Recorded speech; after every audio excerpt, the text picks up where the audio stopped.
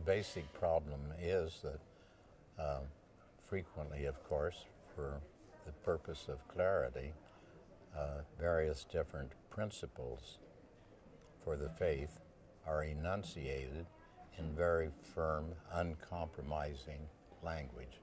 There is no suggestion that there may be various facets or various interpretation of, let's say, the official doctrine.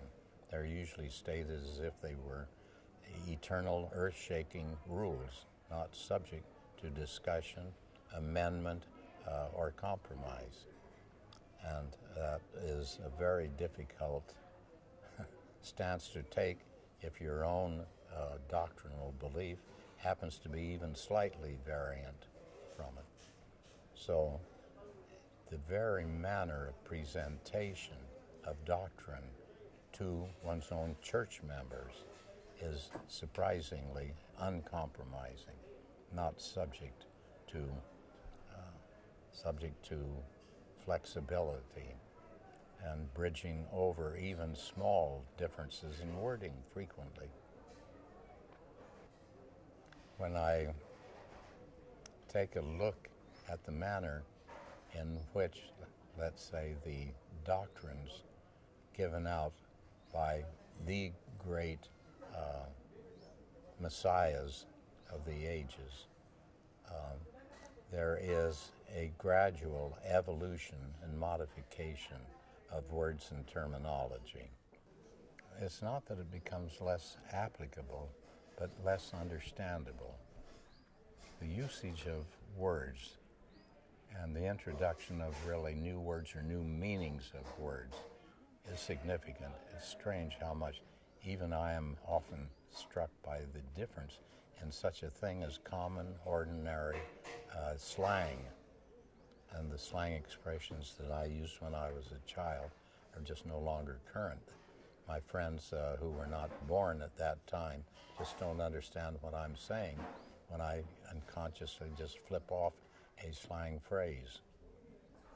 I don't think religion basically, fundamentally, has got anything to do with them, but it's usually people who are trying to come to grips with how they go about life and what's its meaning, who start looking for help, and either it's a professional psychologist or somebody in that sort of field, or somebody in a church,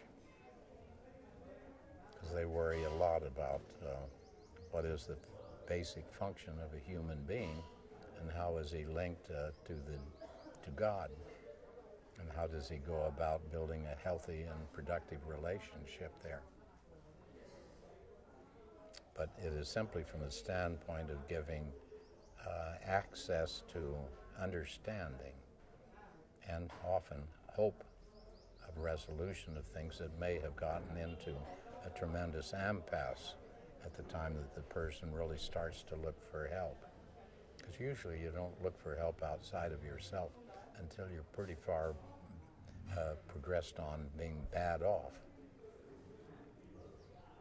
There is the tendency at all times for there are always new people being born with their own personal problems and their own necessity to build a meaningful and, for them, important, properly motivating source of energy to carry on daily life. There's the constant fact of newness, new to be educated people coming into being. So there is always the potential source for new religion to develop around a convincing individual. And there is enough social progress going on that there is always a meaningful need for interpretation in the newly being minted meaning definitions, patterns of that time. And that is important, as we already discussed. It's real.